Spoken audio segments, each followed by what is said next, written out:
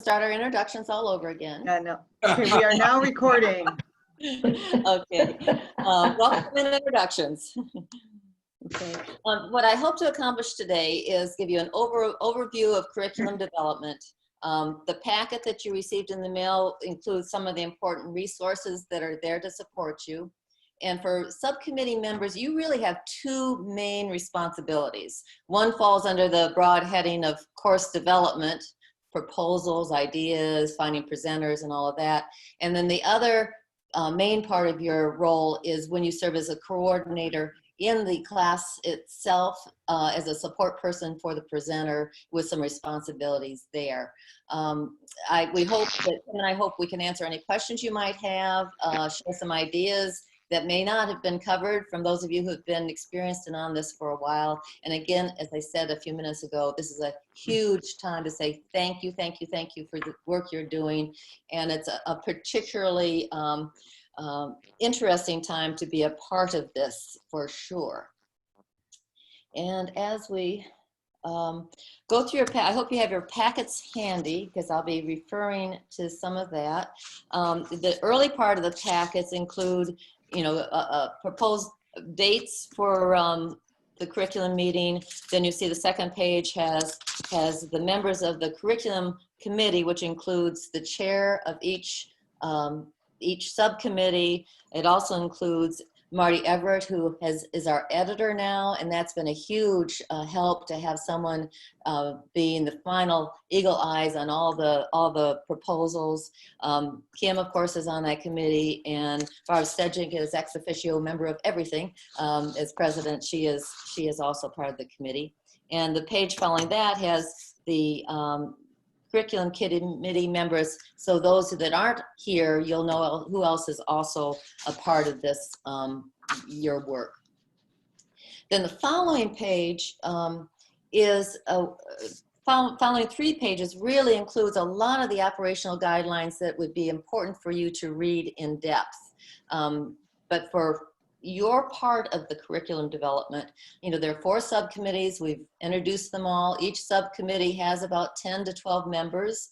A member serves 3-year term and may serve 2 consecutive terms. So you could be on a committee for 6 years. Amy is counting her years and has lost track, but we're keeping track of Amy's years. So we will be able to boot her off after 6. But she may come back, just as Jane has done, if you have some time off, and as Judy has done, you may come back to a subcommittee after you've had a little time off as well. In this overview, I want to highlight section 2C1. Those are some of the responsibilities that you would have in under your subcommittee. And as I go through this, you'll see there's a wide range of subjects. In fine arts, for example, fine arts covers visual arts, performing arts, gardening and horticulture, landscape architecture. These operational guidelines will need to be updated because I'm including some things that aren't written there.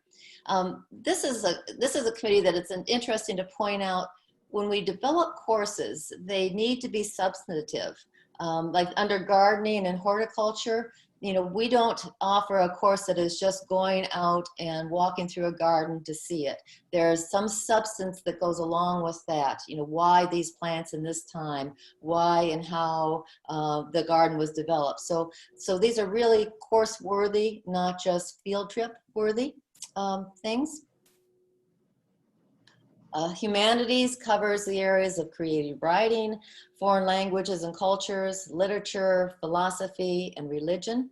Again, you see a wide range of topics. And we have longer lists under science, medicine, and technology. We have biology, chemistry, physics, computers, environmental issues, health, medicine, transportation, and geography.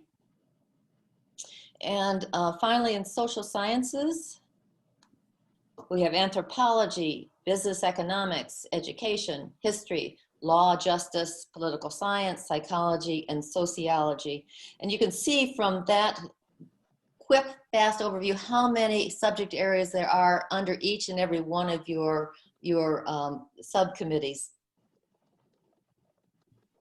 And you can see how some of them overlap as well. We have gone to the point of noting the overlaps in the catalog. If there's a course that really would cover topics that would be under each of two different committees, we note that on the sidelines so people can kind of say it's a little both of them. And then if you turn to section 3B1 in that same handout, that gives you a little bit more information about the responsibilities of the subcommittees that I'm not going to read to you because you can read that for yourself. But you'll be meeting periodically as the chair calls you. And during that time, your general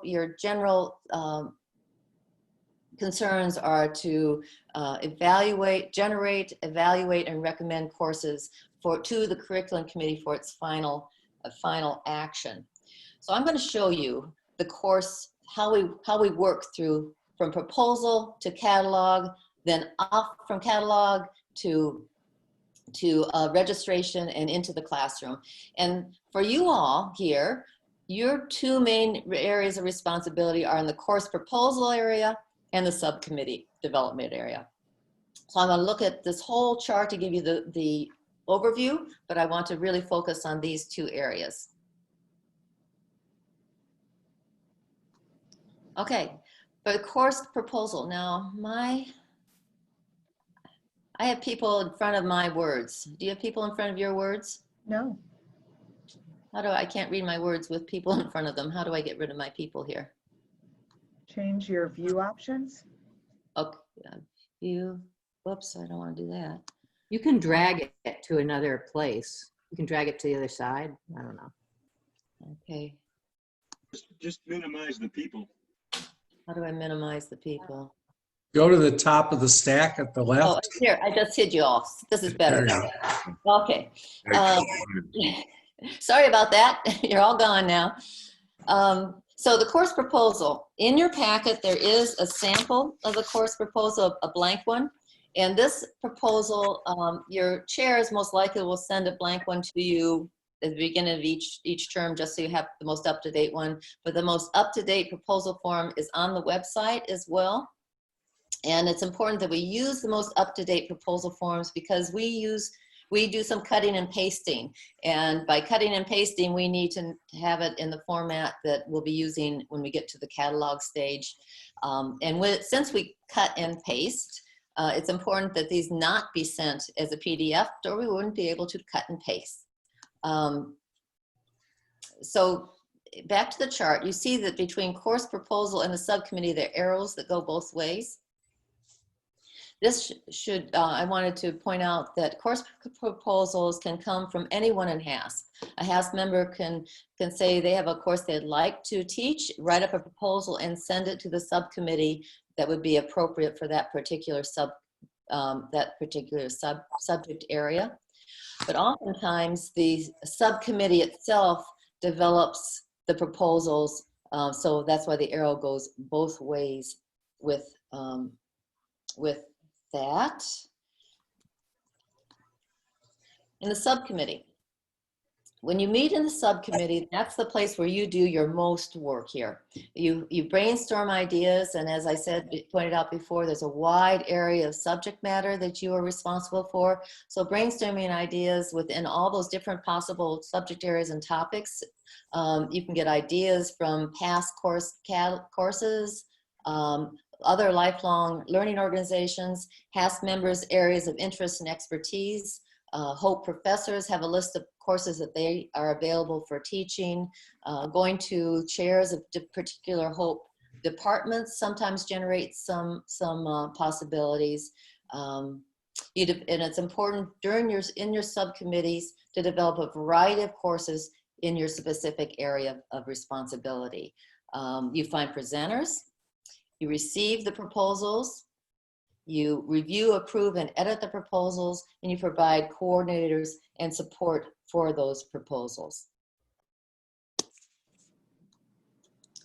A key part of your responsibilities includes the part of evaluating the proposals. So proposals have come from the outside or you've generated them. And then the whole committee will look at those proposals together, and you will be evaluating the proposals based on these following criteria. And these are written out in 2 different places in your packet, but for now, we'll just run through them. The quality of the class. Is this HASP worthy? The clarity of the course description, the qualifications of the presenter, the appropriateness as a HASP class, timeliness, interest, and an objective perspective, the absence of any self-serving or profit-enhancing character.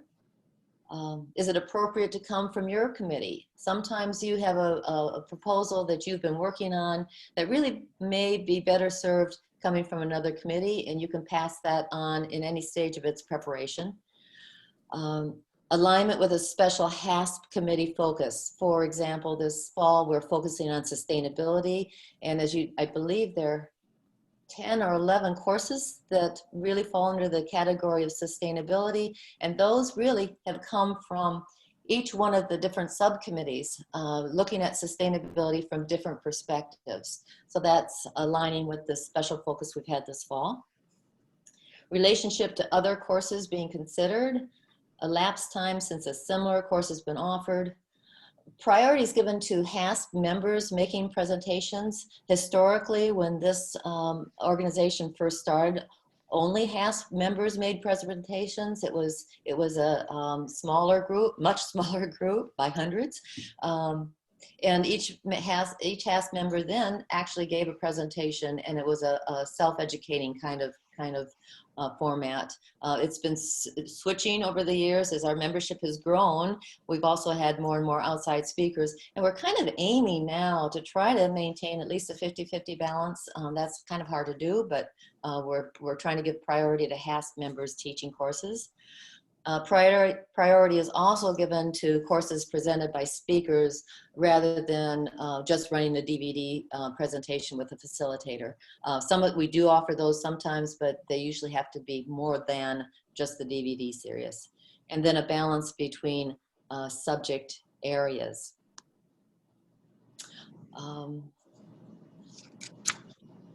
I don't see me, so I'm probably frowning and making funny faces, but I'm trying to see where I am here. In your package, you also have examples of some well-done proposals. And I want to show these and point out some highlights to you because these can be models for you as you develop your own proposals and as you go out to find presenters and seek things. A bad proposal would be someone says something like, course on wildfires. Okay, course description, wildfires. Attached is a CV and bio of all the things the presenter has ever done in his or her life. And please give me go ahead and schedule me anytime and I'll tell you if I can't do it. That would be a bad proposal. So we want to look at what some of the examples of good proposals, and I chose recent ones from each of the 4 subcommittees. If you look with me at I Object, this is from Social Sciences. It's being presented by Judge Bradley Knoll. This is a 1-session course. It has a very clear, succinct course description. Since it's only 1 session, we just have the course description. Brad Knoll has a lot of experience in education, but in this bio, we include where he went to school and his degrees. We include what he's been doing, what he's doing currently, and that is what's relevant for this particular course. Not that he has a background in photography or enjoys kayaking in the summer. We don't need those sorts of things. But he also gives very clear guidance to what days of the week he's available and when he's not. But within that guidance, there's a range of options for putting the jigsaw puzzle of a calendar together. If we look at the next proposal, Science, Medicine, and Technology, Medical Mythologies, Wise Tales, and Pseudoscience. This is, again, is a 1-session course, a succinct course description, but this course has 2 presenters, and they happen to be HASP members. So in the presenter's background, we tell our HASP membership this, HASP member, da, da, da, da, da. Again, some of their educational background is included, their work professional background is included, and in some cases, why this particular topic, particularly if these are topics that are not at the back. Now, they left wide open preferences. There are no preferences because these two guys are retired, and John said he can do it anytime I want him to do it. So no preferences. And then when that gives me a chance to really plug him in, particularly since it's a one-session course where we need the fill in a calendar. In Humanities, Amy mentioned that why Walt Whitman matters is starting next week. This is a two-session course. We have an overview description of the course, and we have that description is made, and then each session is identified. Session 1, we have a phrase or a sentence or two there that would describe what happens in session 1, and same for session 2. By the time this gets to the catalog, the actual dates will be put in the place of session 1 and session 2. This one I pulled up because this is a course that requires some outside reading material. And we very clearly show where the participants can get Whitman's Song of Myself, either through a bookstore or in this archives online area. And Professor Paniker has a succinct bio here, his educational background, what he's doing currently at Hope, and one of the books he's written that relates particularly to this subject. Again, we just summarized as well as numerous articles on Walt Whitman in American literature and culture. So we don't have everything in there. Again, very clear dates and days of the week that he can and cannot do it. And then finally, I chose from Fine Arts an off-site course to show you. This again is a two-session course presented by a HASP member, Landis Salmon. And this course had only particular dates, two particular dates that he was available to do it. And so in this particular course, they identified specific dates. This course is off-site, so you'll notice here there's a description of where the course will be held and how to, the location. And it's a course that is going to be, people are going to be on their feet or standing the full session.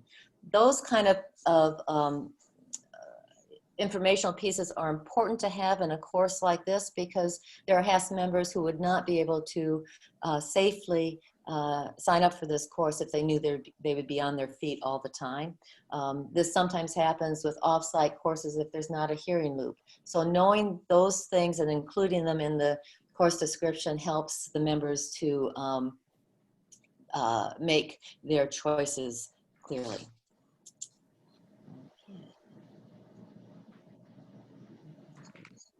Content editing. That leads us to your first opportunity to ask any questions or make any comments. Questions or comments? I didn't see anything in chat. So I saw that Randall Miller did not receive a packet in the mail, and that's because I had not been notified that he was going to be here today. So is there anyone, if there is anyone else on the call this morning that did not receive a packet, please chat with that or let me know so that I can get one to you as soon as possible. Do you have my address? Yes. Okay, thank you. Yes. Would any of the subcommittee chairs want to add to what we went over at this point? Judy, Judy. Okay, I had added to chat, I see that in one of the documents, the chairs cannot exceed 3 consecutive years. So if you are entering your 3rd year, as I am, I and others will need to prepare for a successor to take my place or anyone else's place if you're in your 3rd year. It's always good to be thinking about what the future leadership might be. Thank you. That's helpful. So those of you who are in humanities now, you might want to think about what it would be like to fill Judy's shoes and follow her, for example. Bruce? Let me see if I can. I wanted to point out that the proposals you showed are the edited versions, not what we as committee members or committee chairs actually get. So the goal is for it to look like that, but it doesn't mean it has to start that well. All right, this is a result of Marty's handiwork as well. Okay. And I'd like to add, thank you, Bruce. And I do, following those proposals in your packet is a course proposal format checklist that looks like this. Ideally, we are hoping that the coordinators who are working with the presenters to develop these proposals will help get them into a form as close to these edited forms as possible. And when the subcommittee meets, it's important. Are we next? I'll be going to the subcommittee. Did I subcommittee? Did I zip through subcommittee before? Where am I? Oh, I'm sorry. No, I haven't. Okay, so in a minute we'll talk about we are going to talk about the subcommittees now. But Bruce is absolutely right. These are examples of finished, well-edited proposals, which is our goal. Okay. Heading back to, whoops, I should ask this, Sarah, did you have anything to add? I don't see you as a chair, subcommittee chair. No, I think you covered everything well, Sharon. Thank you. Okay. Here we're back at our chart again, and I want to look now at the subcommittee responsibilities. Okay. Your responsibility really is to oversee your curriculum development in all those areas that are related under your umbrella, to review the proposals for a substance and content. We'll look at that in a moment. And you are the ones that give final approval to the proposals in your subcommittee area, and then we'll send them on to the curriculum committee. Whoops, I'm at curriculum committee. We already did subcommittee, or did I move ahead? I'm sorry. We're going to erase this. I'm just going to see where we are. That's right. I did this, and I did the evaluating proposals, correct? Yep. Okay, then I am ready to go. Questions and answers then. So these are the two main areas that you've been responsible for and where the work is. Well, one thing I'd like to add, Yep. the subcommittee is really responsible for knowing, yes, there's enough meat here, or no, there isn't. Almost always the proposals that we get are substantive, and the presenters are known to be of good quality. However, every once in a while, there'll be a situation where we have to apply judgment to say, you know, don't think this is quite up to scratch. And there is a little bit of delicacy involved in that, because obviously we don't want to offend anyone. We want to encourage them to continue to participate, but we also want to save people from embarrassment, right? And I think that's really the way to look at it, because we don't want someone to go into a situation where we know they're not going to succeed. Okay, so there's also that's helpful, Bruce. saving the time of our membership, and also saving potential presenters from embarrassment or distribution of misinformation. We should also note that there's times where you might receive a proposal for a single session, and the committee looks at and reviews that, and there's just like the person is going to be trying to cover a lot of material, and you may think, gosh, you know, that's going to be a lot in 90 minutes. You may want to go back to that presenter and see if they can stretch it out into 2 sessions and be more specific about what's going to be covered per session, so that it doesn't feel rushed or they don't run out of time. in terms of trying to present it all in one session. So sometimes people need to be encouraged to spread it out and do it in more than one. And likewise, it could be they're trying to cover way too much in one session, but they really just need a narrower focus too. So Right. it can both ways. Let's keep it one session, but let's really make sure you zero in on this part of your proposal. This is the substantive part. So sometimes they're expanded, sometimes they're contracted. And Bruce is absolutely right. That is the work of this subcommittee. And the work of the subcommittee includes the development, but also does include that editing piece to get it as close to those final forms as possible. We have other eyes on it later, but the clearer and cleaner they move through the system, the better for everyone. And different subcommittees do it differently. Sometimes subcommittees meet all at once to do the editing together in a mass group. Sometimes there is a person with particular editing skills as a part of that subcommittee, and that person might do these fine-tuned editing using the checklist. Other times the subcommittee chair, him or herself, likes to do the editing and will get it into finished form. And when it is in finished form in the subcommittee and approved and gone to the course you think is substantive, the subcommittee chair then takes those proposals, and at least we have a deadline date each term. The subcommittee chair needs to get those proposals out to me in a packet. These are the proposals from Humanities. I do a quick look at them. If I have questions, some of the questions we've been talking about here, I'll ask those of the subcommittee chair and maybe get clarification at that time. Most often, once I receive them, I've lost my arrow, I pass them, I look at them. I may do some tiny editing if I see it, but I pass it on to Marty, who edits it well. She has eagle eyes. Even though we've all been looking carefully, she still catches commas or periods or phrases that we missed. She edits them. I always lose my arrow.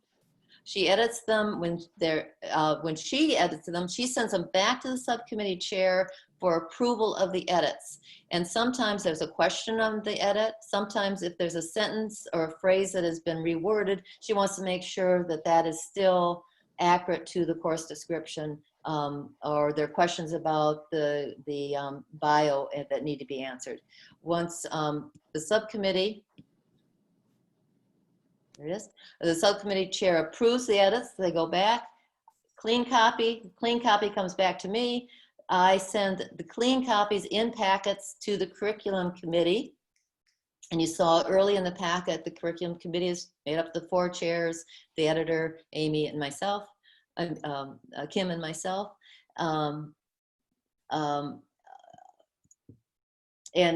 these need to be done at least a week before we meet, because all the members of the subcommittee read all those proposals from all the different subcommittees read at the curriculum meeting, and we are the ones responsible for overview of the entire curriculum, and we discuss any related curriculum issues, even beyond the proposals. We are the final place for review, and this may be sometimes the place where we discover things that we think could be expanded or contracted.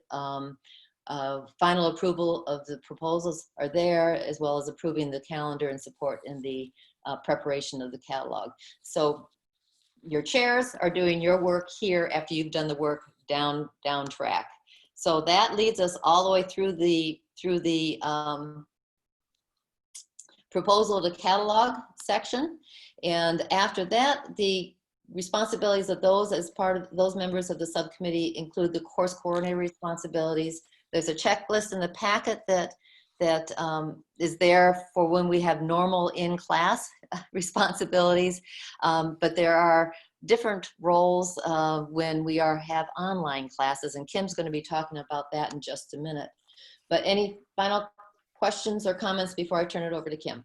Sharon? I have a comment. Yes. I think that flow chart that takes us from proposal to catalog is outstanding. It represents years of trial and error And I think, Sharon, I think we finally got it right. Thank you.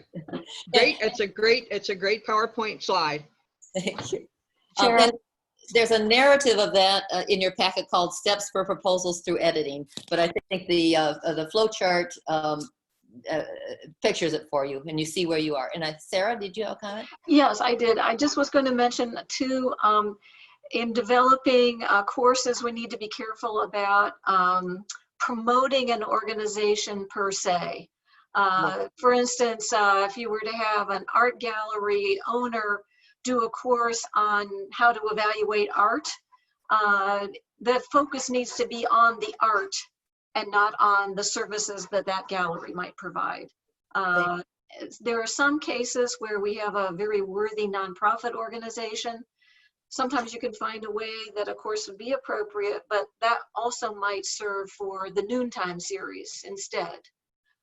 So it's probably good to ask a question up front. You know, is this course as we're envisioning it appropriate? Ask your subcommittee chair or Sharon or Kim for input there on either how you can shape the course to make it appropriate or move it to a noontime series, or perhaps just not do the course if it's just out of what we normally do. Well, that's very helpful. And just mentioning the noontime series, that is the place that was developed as a place, as a catch-all for some of these, oh, this would be really interesting, but it's not a class. This organization would be really interesting to hear about, but that's would be self-promotional. So that was part of why that noontime series developed originally. And sometimes noontime series has an idea that actually would be a better, more substantive course than a noontime series. So it works both ways. Sometimes we've asked noontime to sort of give curriculum a heads up on what are the things they're thinking. And sometimes the things they're thinking, the one on single-use plastics was scheduled originally as a noontime series that we said, whoa, that's a real course. That's substantive. It fits with our concerns about, in fact, that was one of the key things that led to the whole focus on sustainability this year, was that single-use plastics idea at noontime series that came then to us to say, wait a minute, this is course material, not just a brown bag lunch kind of overview. So thanks, Sarah, for that clarification. Any other questions or comments? I also want to point out that Sharon, no doubt in a fit of modesty, neglected to mention her role as what I call the scheduling queen, because someone has to fit all these things together, all these requests for dates and times, and that really has to be one person. And that one person is Sharon Aaronsworth. Thank you, Bruce. It's actually, and that's why the as much flexibility as possible in the dates is important, and also why it's important to know when people cannot do it, because we don't want to, once a calendar is put together based on what we receive on the proposals, the fewer changes that we make after that, the better, because it is a jigsaw puzzle. I'm getting my system down, and by the time I have it down, I'll be leaving this role. But thank you, Bruce, for the support in that. Any other questions or comments? Then I'm going to stop sharing, and we'll turn it over to Kim. All right. Hi, everybody. It's so good to see you all. I'm going to first cover just quickly a little bit of information about presenter stipends, and then I'll get into course coordinator responsibilities and how they're different now than they normally would be if we were in-person classes. But the most important thing for y'all to know when you're communicating with possible speakers for courses is that if they are a non-HASP member, they are eligible to receive a $75 stipend from HASP per session. If it's a Hope College faculty person, that's not a check that goes to them, it's a transfer to their professional development account. Each faculty person, when we started this here at Hope, was given a professional development account number, And at the end of the semester, after the courses are all done, I make those transfers to their professional development accounts. And they're encouraged to use those funds for any continuing ed they want to do, conferences, travel, etc. So if it's a Hope faculty person, that's how they receive the stipend. If it's a non-HASP member and a non-faculty staff of the college, it's an outside person, they receive a $75 check per session, but they have to fill out the W-9 and turn that into me. So when I email them, as I'm doing now, I send them the attachment with the W-9, and they're supposed to return that to me if they want to accept the stipend. Again, those payments are made at the end of the semester after all the classes are complete. So if someone is calling you and saying, you know, I haven't received my payment yet, 2 questions I want you to ask them. 1, did you return your W-9 to the HASP office? And 2, it might just be because it's not the end of the semester yet. So remind them that payment is made at the end of the semester. Some people waive it, and that's great. I make a note to myself that they've waived the stipend, but I don't chase them down for their W-9. So if they're contacting you and saying, I still haven't been paid, then it's because they did not turn in a W-9 to me. So encourage them to do that, or to contact us here at the office, and I can re-email them that form. But the college will not process their payment without a W-9. Are there any questions about that before I move into? I was talking with a prof yesterday at a swim meet. We were both timers on deck, and he was telling me how much Aquinas pays, which is quite a bit more than us. So if you hear that, I'm sorry. Perhaps we can revisit the stipend amount again later with the board, but right now it's $75 per session. If you happen to have 2 people doing 1 session, we will pay both. They don't need to split the stipend. We will pay both presenters. Any other questions? Okay. All right, moving on to course coordinator responsibilities. Obviously, things are really different right now, but in your mailing that you received for your packet, there is a form for what your responsibilities are during more normal times when we're meeting in person, which obviously includes things like communicating with the presenter ahead of time and making sure they remember their date and time of their presentation. You would normally receive a registration list via email for who was coming to that class. You would help facilitate communication with the presenter regarding handouts of any sort and getting those to the office. You would take account on the day of your course. You don't need to take attendance like what people are there. You just would normally turn in a number for how many people were there, because we do keep track of attendance. And obviously the introduction of your presenter is very important. And I'm going to pick on Randall Miller for just a minute. I didn't prepare you for this, Randall, but last winter, I guess it would have been, before we hit COVID times, I happened to be in the classroom while Randall was introducing one of his presenters, and he did one of the best introductions of a presenter I have ever heard. And I said to him, next time we do a training, I need you to speak to how you did that. So Randall, do you want to just speak for a minute about that introduction and how you covered that? It was so well done.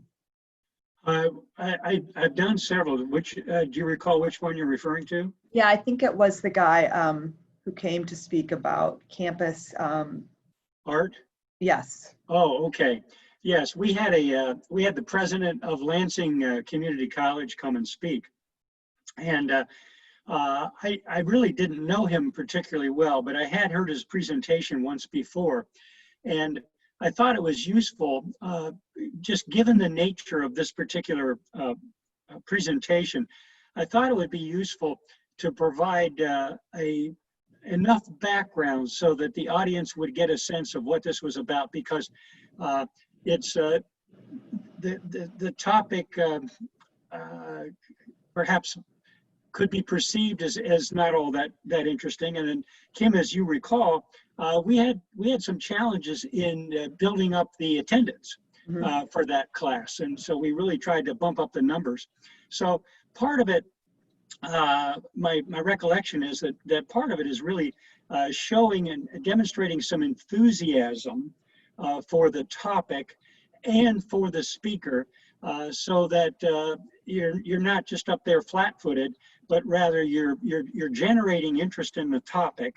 And this particular presenter happens to have a very wry humor, and is a very low-key presenter, but he can be very, very funny. And when he gave this particular presentation, it was he covered far more than I had heard him give before.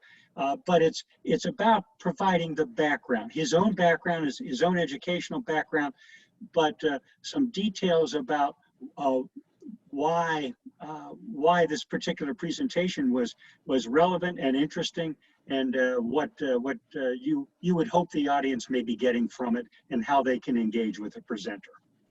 Thank you. Yeah, so Randall was very prepared. He had not just the information that was sort of brief that's in our catalog, but also additional information about the topic and the person. And I think it was just a really respectful and just an excellent introduction. Because obviously these people, I mean, even if they are getting paid the $75, like, let's face it, that's for a 90-minute presentation. That's okay, but it's not great. And that doesn't count for all the time that they've put preparing that presentation in, and maybe traveling here for that. So I just think that the importance of a good introduction is really on coordinators to do well. So just encourage you to be prepared to do that well, and to have a conversation with the presenter ahead of time about additional information you might include, as well as expressing thanks to them and following up with a thank you note, of course.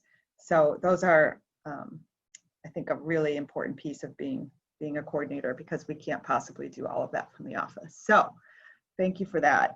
In terms of where we are right now, because we are doing all classes virtually, we decided with the summer courses that I would be the primary person to send out all communication and reminders to presenters and coordinators. We did that because we were concerned about making sure that all of the information that our presenters got was consistent in terms of how to access the virtual classroom, and any expectations that we had around that, and if they needed additional support ahead of time, technology-wise, to contact us at the office. So it just sort of, for now, sort of cut out the middleman, so to speak, in terms of like maybe coordinators not being able to answer questions about the virtual page or Zoom. So it's a little extra work on our end, but it seems to be working okay. So by now you should have all received, if you're a coordinator for the fall, you should have received both a coordinator email from me outlining your responsibilities, as well as having been copied on the email that went to all the fall presenters. And then in addition to that, I will be sending out a reminder email the week before any courses to the presenter and coordinator, just reminding you, hey, your class is next week on this day at this time. Here's the link again to the HASP virtual classroom. So that's falling on us at the moment, which is fine. I think it's just a more consistent, concise way to do it. We will also be sending every Sunday. You've probably noticed that a constant contact goes out to the full membership that outlines all of the HASP events coming up in that week. So we will also take care of that. What's most important right now for you all as coordinators is to show up in the virtual classroom 15 minutes early on the day of your class. We ask you and the presenter to come on 15 minutes early so we can make sure that if they're sharing their screen, that's working okay. I like to verify with them whether they've given permission for us to record or not record their session, as well as talk with them about how they want to handle questions. So different presenters have different preferences about whether they're willing to take questions during their presentation or at sort of natural breaks maybe in the presentation, or only at the end. So that's something else that we cover in that first 15 minutes before we let everyone else in. And then just, yeah, making sure that things are working and that they're comfortable. This fall, one different thing will be that we are only going to be admitting people to the virtual classroom who are registered for the classes. So you will not have that list. That will be Susan or I's responsibility, because registration remains open and somewhat fluid. We will be looking at those lists either the day before or the morning of those classes, and we'll be looking at those. They'll be alphabetized for us. We'll be downloading them out of the registration system so that we can identify who we're allowing into the virtual classroom that has paid and registered for that course. So that's on us. You don't have to worry about that. It will be helpful for you to, I will make you a co-host when you get on 15 minutes early. And as a co-host, that just means that you have the ability to mute and unmute people. So we can talk through that too when you come on early. But if you notice that someone is not muted and maybe their dog is barking in the background or their grandbaby is crying or whatever, you can mute them so that it's not disturbing the rest of the folks on the class. The second thing is that although Susan or I will be the main host for every class and we will be in the virtual classroom with you, we'll probably have earbuds or a headset on and have like maybe one ear in and be listening to troubleshoot, but we are going to be doing other work at the same time. So that might mean that, for example, right now, if we were in class and I might be listening, but I might be in my email or typing something in Word, so I might not see if someone comes in 15 minutes late but needs to be admitted. So as a co-host, you will see a name pop up on your screen as a co-host that someone is in the virtual waiting room. And if you just click on the admit button, that lets that person in. At that point, if they're that late, don't worry about if they're on my master list of registering or not. If you see someone pop up and trying to admit, just admit them, okay? So we might miss that if Susan or I are doing something else, but we'll pay close attention that first 15 minutes or so. But then we will need to do some other work. So feel free to admit people that come in late when you see that as a co-host. You don't have to worry about the recording. We handle that on our end, and all of the uploads and all of that later after courses are done. So again, we'll get on, we'll admit everybody. Susan or I will give a few brief instructions, and then we will be turning it over to you as a co-host and as a coordinator to introduce the speaker. Then at the end of class, Susan and I will make sure that we're sort of there the last 5 minutes or so to remind everyone that it's now 11 o'clock. Feel free to exit the virtual classroom if you need to go. And then we will end the meeting for all once we feel that questions have been answered and people are wrapping up. So if people are having trouble like figuring out how to get out of the classroom or whatever, we will end the meeting for all within a few minutes after it's over. We have done 2 additional practice sessions this week on Monday and yesterday, and we had, I think total, we've probably had about 25 to 30 HASP members who have come on and asked questions and done some practice stuff in Zoom this week. So I think for the most part, the majority of people who are registered for classes are getting pretty comfortable and familiar with how it works and how to use the chat option, which again, also as a co-host, you'll be able to see those questions come in, and we would appreciate your assistance making sure that those questions get communicated to the presenter. When you're a presenter and you're sharing your screen, if you have a PowerPoint, you can't see the questions coming into chat room unless you unshare your screen and close out of that because they're covered up. So that's an important role of coordinators and for Susan and I to make sure that the presenter is seeing questions that come into the chat. Susan and I will also record every day how many people are on the call, so you don't need to worry about attendance at this point.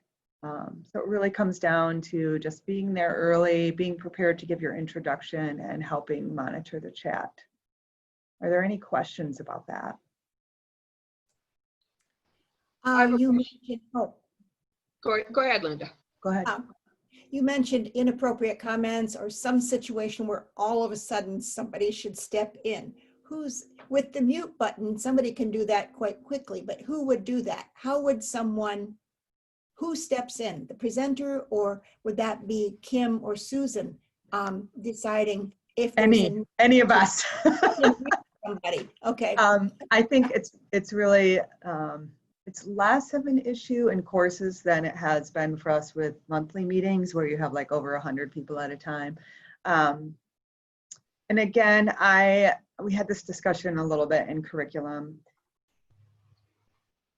and because we had a couple things happen this summer, but let me assure you, first of all, that I have never, so far, since we've been on Zoom, I've never had a complaint from a presenter about someone's question or that they were, doing something else while they were listening. However, it has happened, and I think our presenters are very understanding that essentially if someone asks an inappropriate question or an off-topic question, like let's remember that we can't control everyone's behavior and that onus is on them, right? If they asked that question and the embarrassment is on them, it's not on us. But yes, you do want to be able to say, that question isn't related to what we're discussing right now. Maybe you could ask that later, or we don't have time to address that right now. Maybe you could ask that later. So it's really on all of us to help with that. But again, I would probably say the coordinator first, if it's at a time where Susan and I are tuning in but doing other work, you might catch it sooner. So I think though that we are at the very beginning of each class, we're reminding people that to use the chat button, to also not have their camera on if they're planning to, do dishes or exercise while they're learning to class or something like that. So we've tried to troubleshoot some of that ahead of time from things we learned this summer, and also included some tips like that in our letter that was sent with curriculum. So I'm pretty optimistic about the fall. There are a few courses that could get, what's the word I want to use? Controversial. We have some things on elections coming up. So I think that for those, Susan and I will both probably be on sort of more of a hyper alert. We probably won't be doing other work during those classes, and we'll try to shut down any divisive comments early. But I also think we'll be giving a few reminders for some of those courses about civil discourse right off the bat, right when we open the class. And maybe even talking with the presenter about if they would prefer that all questions come into us privately as opposed to the chat everyone option. So we will, that's why it's important to get on early, so that for those particular courses, we can hash a little bit of that out early. Okay. And it really is helpful if we encourage using the chat button, just as when we're in a HASP classroom, there's some people that really have mini lectures that they give as part of a question. And that's not as easy to do if you just have a question you type in chat. The coordinator can even look at several similar questions that might come in and do an umbrella question, right, in that way. So chat, I think, is an excellent way of controlling mini lectures from participants or questions that really are off the wall. So I guess I'd encourage most of you as coordinators to use the chat option instead of just opening it up for questions now, kind of thing. And then a reminder that in your course coordinator instructions, you should have seen a cell phone number both for Susan and myself. So if there's I would keep that near you when you're a coordinator, so that you can text us or call us at that number if something's not going right or you're having a problem or some other concern. Right now, we're only in the office Tuesday, Thursday. So all the other classes will be coordinating and hosting from our home offices, unless the presenter has requested to present from here, from the HASP classroom. And we do have several of those. I know Jerry Van Weingarten's geography course will be zoomed from here with our support, as well as several others. So those would be exceptions to the Tuesday, Thursday rule. And I encourage you, as you're talking to presenters, if you're sensing anxiety about that, that offer is always open. We're not allowed to have HASP members here for class, but we do have permission this fall if a presenter wants to Zoom from the HASP classroom to receive technical support from HASP staff. They fill out a visitor form ahead of time that I email them, and then they can do that from here, and we'll handle the technology piece. So feel free to offer that and let them know that that is available if they prefer to do it that way. And frankly, if they have anxieties about that, it's kind of a good deal, because then we don't have to worry about their internet capability or Wi-Fi access, and we know that it's strong here and going to present well. So feel free to offer that, and we'll be here to do that for them. So all in all, I think we're surviving this pandemic really well as HASPers, and I'm really grateful that I haven't felt like anybody has not put effort forth to continue a strong curriculum for us. It's been really impressive to see how many ideas continue to come in and how many people are willing to present to us in this new way. So it's pretty fantastic. I think we have a lot to be proud of. So Judy, I see you raising your hand.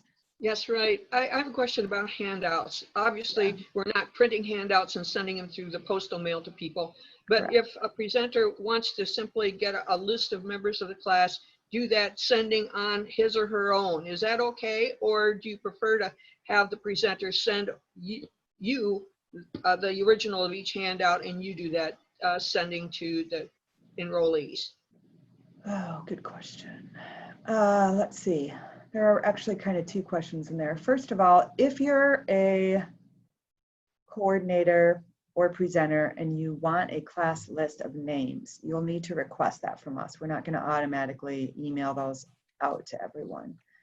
If you are a presenter who has handouts, so for example, like Jerry Van Weingarten has brought his quizzes, his geography quizzes that he always does, into us. We will scan that here at the office, and we will email that to everyone who's registered. So I'm willing to do it either way, whether the presenter wants to bring the handouts or mail them to us and have us scan them and email them to participants, or if they want the email list and to do it themselves, that's fine too. I guess the tricky part is that because enrollment is remaining open, that list could change up until the last morning of, because we've had members tell us that, oh, since we're virtual and we don't have to worry about class limits and classes being closed, I'm just going to register by the week or by the month, versus during more normal times, everybody rushes to register right away because they're concerned about something being closed. So that's the difference, is that our registration lists are going to be pretty fluid up until the day of the course, probably. So if a presenter wants you to handle that, should they tell you how soon before the first class is to happen that those should go out? Yes. Okay. Brad, you had a question? Yeah, I would think that we would definitely want Kim to send out the handouts and not give out a list of the email addresses to the presenter. Just a thought in terms of personal privacy. Yeah. Well, yeah, particularly if it's an outside presenter, I'd rather not do that.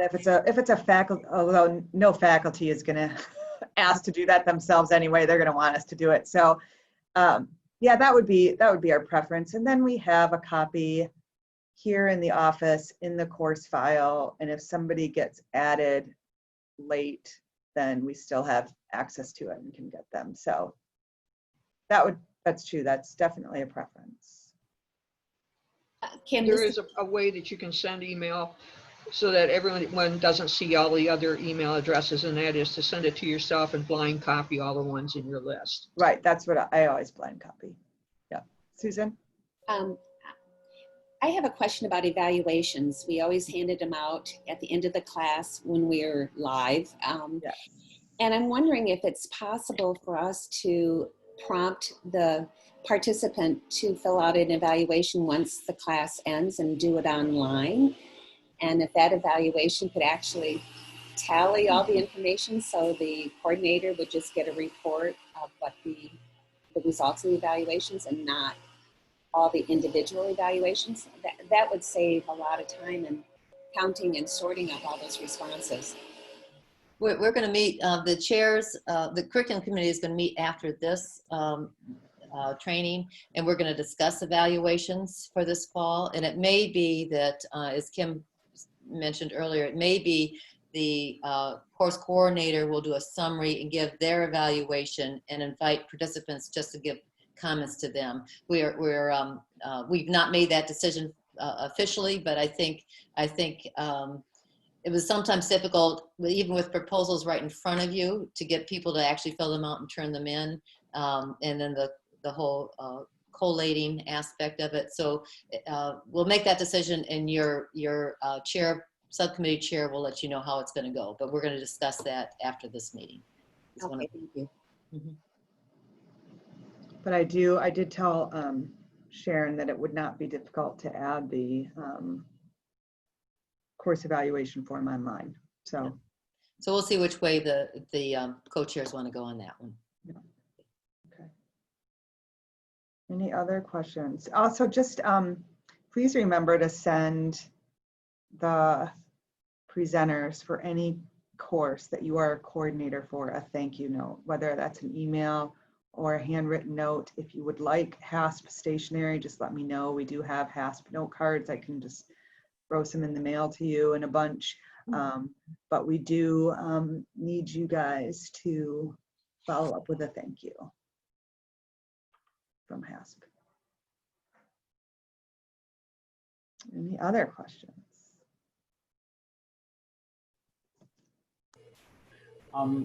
Kim, you mentioned that you're seeing people, wait until the week of the class to register. How is that happening? Like 30% of the time, or 10%, or 75%? What's your sense of it? Well, my sense is really only based on people who have either emailed me or called the office and said, it's okay for us to do it that way, right? Because this is different, da, da, da, da. So I won't really know until next week, right? When classes officially start, because right now I think I have a number. So next week I'll see how much that number changes between when I printed the list last week and then. I just know that several members have called or emailed and expressed that that's how they're gonna do it. So I did encourage them to try to choose by month and not just by like day or week, because there is a 95-cent charge per registration every time you register on RegFox, that the college basically picks up that expense for us for those registration costs. It's sort of like when you run your credit card, there's a little fee that the person picks up. So I have tried to encourage people to at least try to just register by month. And registrations are down this fall compared to other falls considerably. So my hope is that people are really going to be registering as we go along. But if you know folks that have not yet registered, please encourage them to do it sooner rather than waiting till the last minute. But with an open enrollment, it'll be a rolling registration. Right. We're currently at like 260, and we're normally well over 400 right out the door for fall. And our income is right around 18,000, and last year at this time it was 34,000. So, fortunately, HASP is entering this fiscal year with a surplus from last year, because we were both under expenses and we were over in our estimate for income, both in terms of membership and courses. So we have a little cushion, and we're really grateful for that moving into this fiscal year. But but yeah, we still need people to enroll, and we still need people to join. And we did have almost double the amount of non-renewals from people who just didn't want to or aren't interested in participating online, and maybe back when we're back in person, but they didn't renew this year. So we were at 914 members at the end of May last year, and now we're at around 765, which is still good, still great, still a great response. But yeah, encourage people to register and learn how to Zoom, and to call the office if they need help. So, or to watch the video that's on the YouTube page. Did I hear you mention practice sessions for class coordinators? Oh, for presenters, if you're a presenter and you want to set up a time before your course starts, and yeah, your coordinator, if your coordinator could be there too, that'd be awesome. But yeah, just call or email the office and we'll set up a practice time for you before your class starts, if that makes you feel more comfortable, to make sure everything's working the way you want it to and looks the way you want it to. Then just call or email us and we'll arrange a date and time. Thank you. That's probably not a bad idea with the not knowing the internet capability of the people who are speaking. Like, you assume it's all going to be great, but if you found out 15 minutes before that it wasn't, right, it would be not a lot of time, not a lot of latitude. So right. It sounds like a great idea to just practice the hookups in advance. Right. A lot of our presenters have been Zooming and done it before, so they know they're okay, but there are a couple who haven't. This is their first time. So I would encourage them to double check with us. Yeah. Again, if they decide they want to just don't want to deal with that and want to come in and Zoom from the HASP classroom, we're happy to do that. I just need to know ahead of time, because everybody that steps foot in this office has to fill out a volunteer visitor screening form for tracking and all of that because of COVID. So I need a couple days turnaround to make sure that they have received that form and filled it out prior to coming. Any other questions before we wrap this up? Linda.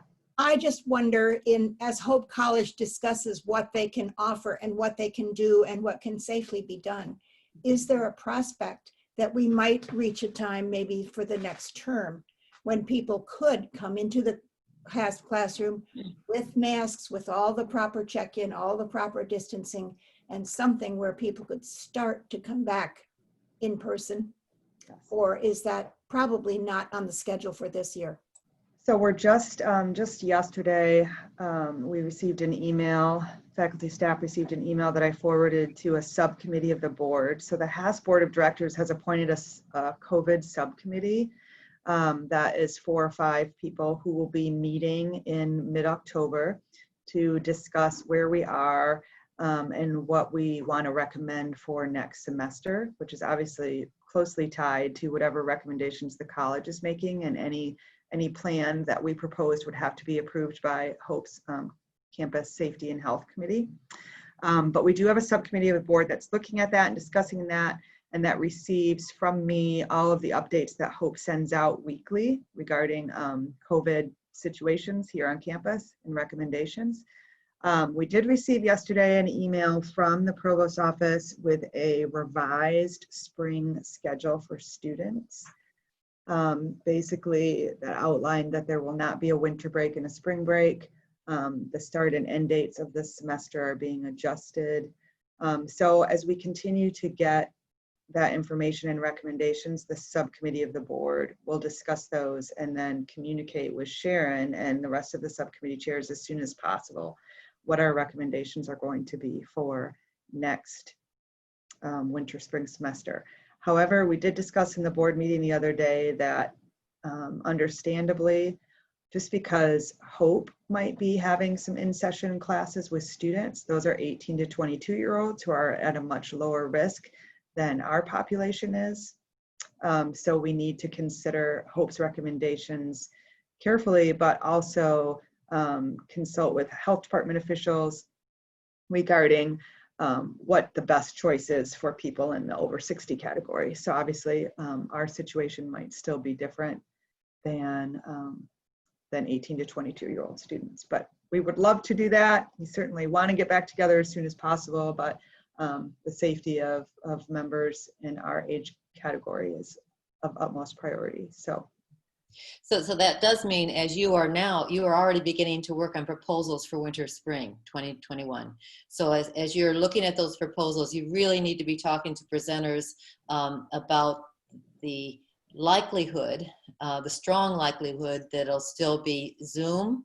And if there's someone who really says, I'm not going to do it unless it's in person, you can hold them to the side, and if things open up, we could add that later.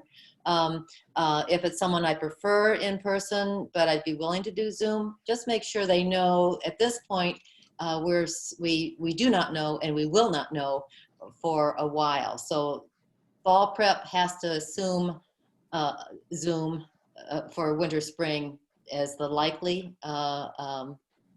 way we'll go, but we won't have a final word. And we will open up as we're able to, and with the advice of the COVID team and Hope and our own board will make a recommendation to us as well.